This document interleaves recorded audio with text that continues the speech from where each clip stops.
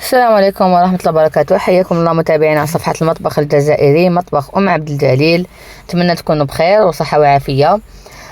جيتكم اليوم بوصفة سهلة اقتصادية سريعة يحبوها الأطفال كعمل ساندويتش بطاطا بالدجاج أو ساندويتش شاورما أو سميه كيما حبيتو. روحوا مباشرة للمقادير وكيفية التحضير. أنا كان عندي هنا مرصو قطعة تحت صدر الدجاج كانت في المجمد. أنا جبتها في آخر لحظة، إذا احتدته في آخر لحظة جبت هذيك القطعة تاع الدجاج من المجمد وقطعتها إلى شرائح رقاق شغل تاع شاورما. هذه الطريقة تساعدكم باش ديروا شرائح رقاق. بالنسبة للتوابل أنا استعملت توابل خاصة، توابل شاورما، وضحتهم لكم في الصورة، تباعوا هكا في المحلات. استعملت كذلك فلفل أسود، استعملت راس الحانوت، استعملت القليل من العكري الحلو، استعملت كذلك توابل خاصة بالدجاج. تحبوا تزيدوا تابل الثوم او تستغنوا عليه، هذاك امر راجع لكم. انا نحب نستعملوا قليل منه، استعملته قليل من الثوم.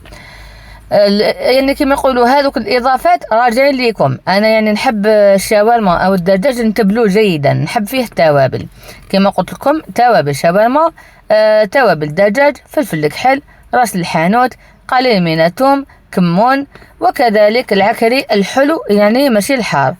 بعد ما نتبل جيدا نحط الان رشه تاع الملح، حوالي ملعقه صغيره تاع الملح على حساب استعملتو الدجاج. قد ما تزيدوا في كميه الملح. ندير الملح تاعي كذلك. وعندي هنا حبه قارص كنت عصرتها. القارص راح يخلي الدجاج تاعكم يزيد طري، وايضا يعطيله لون لما تقلوه، يعطيكم احمرار في المقله. عصرت حبة دجاج عصرت حبة القارص او الليمون تاعي. نخلط هذاك الدجاج جيدا باش يتمارينا، كامل توابل تدخل في بعضها. نخلوه بدقيقة ما يزيد الديكونجا شوية، وبعدها نقلوه. بالنسبة أنا في هذا الساندويتش استعملت خبز عادي، خبز المحلات أو الخبز الفرنسي. تحبوا تستعملوا خبز التاكوس ولا خبز الشاورما، هذاك أمر راجع لكم. أنا قلت لكم هذا حشدته في آخر لحظة، ولكن كما يقولوا كديروا خبز عادي وتبريسيوه والله يجي ما شاء الله. هنا كنت قليت الدجاج تاعي، شوفوا كيفاه جا رقيق، لما قطعته هو مجمد خرج لي شرائح رقاق ما شاء الله. الان بعد ما قليت هذاك الدجاج تاعي ويوصل لهذه الدرجه احمرار كيما الشاورما، والله صدقوني بنت شاورما شغل محمره، طفوا عليه. هنا كنت انا صنعت صلصه المايونيز، او ماشي مايونيز، صلصه المايونيز بالثوم المعدنوس. دوك نحط لكم الوصفه تاعهم بعدا في فيديو اخر. ندير الان قطعت الساندويتشات تاعي حسب حجم افراد العائله ولا كما يحبوا ولادك. انا يحبوا مرصوص صغار ما يحبوش كبار. قطعت الخبز تاعي، زيت حطيت البطاطا اللي كنت قليتها، نحط الدجاج تاعي شاورما هذاك نستفها كذلك، وبعدها نضيف هذيك صلصه المايونيز اللي كنت خدمتها في البيت. بنه عظيمه صدقوني، احسن من تاع المحلات.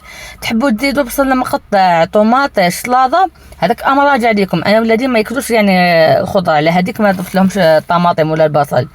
ديروا هذيك الصلصه تاعكم، روحوا بريسيوه في لابريس وقدموها في صحن التقديم مع هذيك الصلصه اللي كنت خدمتها. جربوها، ما تنسونيش مصالح الدعاء تاعكم.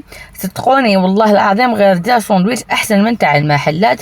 رمضان مبارك، ان شاء الله تصوموه بالصحه والهنا. ما تنسوش متابعه القناه، ودمتم في رعايه الله، والسلام عليكم ورحمه الله تعالى وبركاته.